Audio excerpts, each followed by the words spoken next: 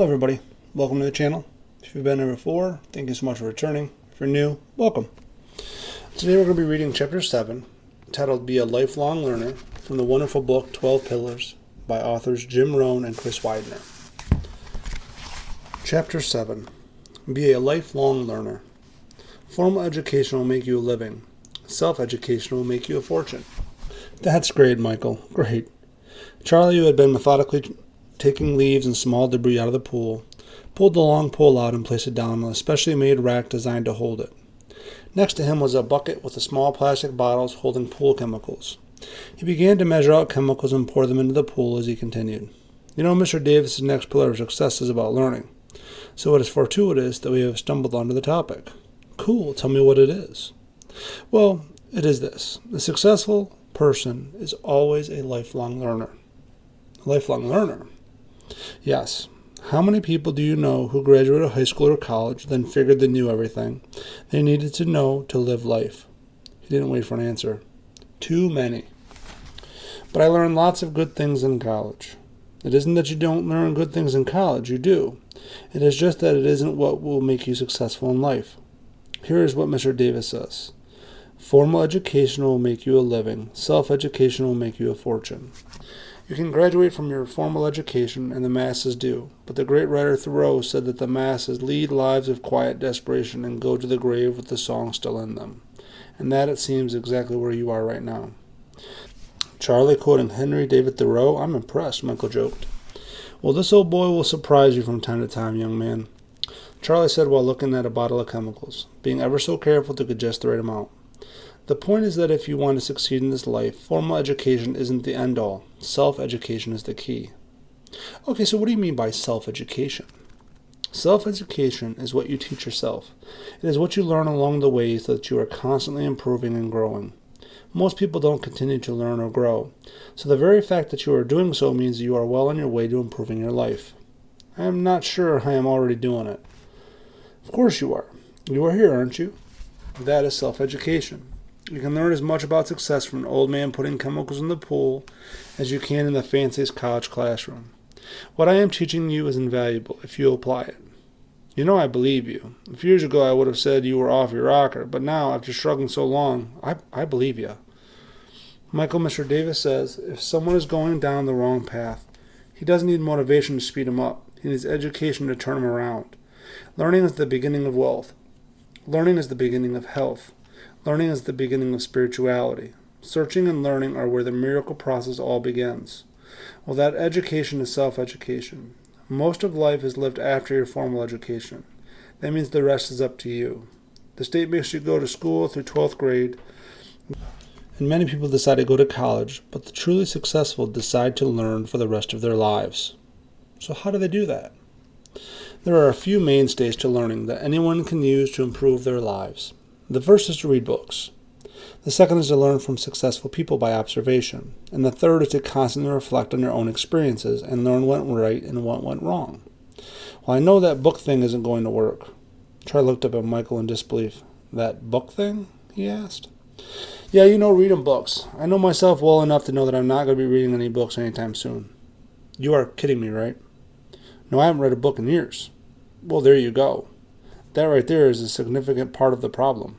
Not reading books? Certainly. Charlie put the chemicals down and motioned for Michael to join him, sitting in a couple of chairs at poolside. Here, sit down. This is a serious point, Michael. They both sat down and Michael asked, what's the big deal about books? It seems like everybody writes a book. It's just a big money-making scam. What can you learn from a book anyway? And besides that, books cost so much money. When you got to go to the bookstore, some of those books are $20 or $30. Charlie knew this was going to be a tough sell. Michael, if I may be blunt, books have been and are and will continue to be one of the greatest learning tools in human history. As for the cost, Mr. Davis, a man who has been extraordinarily successful, always says that it isn't what the book costs, it's what it will cost you if you don't read it. How will it cost me if I don't read it? Michael asked. It will cost you in many ways. In fact, I believe that your attitude toward books has already cost you a decade or two of your life. You see, when we read books, we open ourselves to vast new worlds to explore and understand. Have you ever wanted to sit down and have dinner with the great leaders or famous thinkers? You can, when you read their books.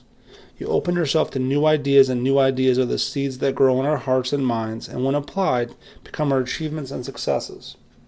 Michael, how will you ever grow and expand if you aren't consistently, proactively pursuing knowledge and ideas that will move your life forward? I guess I'd never thought of it that way. From now on, you must think of it that way. So Mr. Davis is a big reader, huh? And that he is. Almost a book a week for 40 years. And that is where he gets his wisdom. Before you leave, I will give you a copy of a book list that he has written. I have a few copies of it in my workshop. I don't know. Michael, I insist. You can set a goal of reading one of the books before we meet again. In fact, I hate to be harsh, but I won't schedule the meeting until you have read one of the books. That does seem harsh. Michael, I do it with a good heart. I so believe in reading that I do not believe you can move forward without it. Really? Absolutely, Charlie said with conviction. You must also learn from people who are succeeding. That is the idea of association we talked about earlier. And we all must learn from ourselves as we live life making mistakes and achieving victories. Well, I have learned so much from Mr. Davis, and you, Charlie, that I'm willing to try anything that you suggest. And I imagine that I can always go down to my library and pick up most of the books. I'll bet you can. Charlie stood up. Listen, I know that you probably have things to do, and I have to finish up with this pool and then get running some errands. So let's get up to the workshop so I can dig up one of those sheets with Mr. Davis's recommended books on it. Michael stood up as well and began to turn toward the direction of the workshop. Okay, that would be great. I promise I will read one before I get back to you. It may take me a while, though. Charlie took the lead and began walking in front of Michael toward the workshop. That is quite all right. We'll get together when you are done with it. I am sure you will enjoy it because you are in a mode of growth right now. You will soak it in like water on the desert floor. As they walked, Michael noticed that Charlie looked like he had been losing some weight. You're getting a little skinny there, Charlie. Have you been losing weight? Charlie answered without turning around. Oh, a little, perhaps. Well, don't waste away on me. He also noted that Charlie's gait had slowed a little since the first time he had met him. When they reached the workshop, Michael waited in the main area while Charlie went back into his office area. Soon Charlie emerged with a single sheet of paper. He handed it to Michael, who looked at it. On it was a simple list under the heading, Books Everyone Should Read. Number 1, the Bible. 2, How to Read a Book by Mortimer Adler.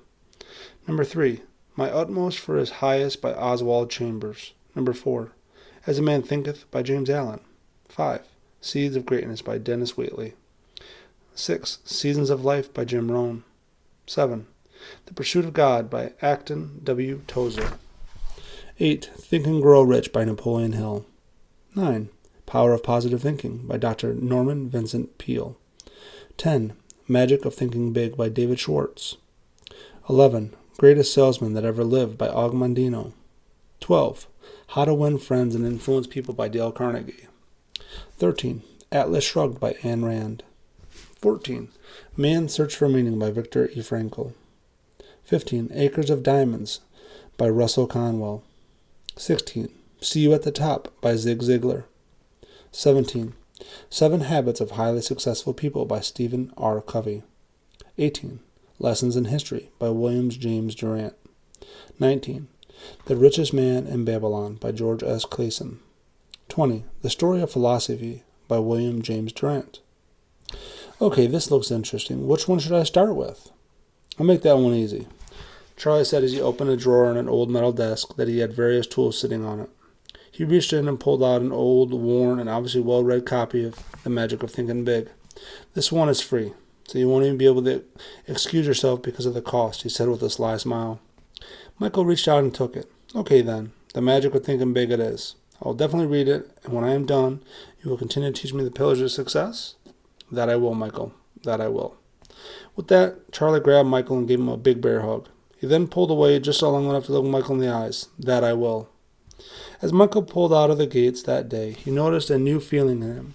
He felt such warm feelings for the old man, Charlie. He was almost becoming a father to him, which was fine with him because he had lost his own father when he was 10.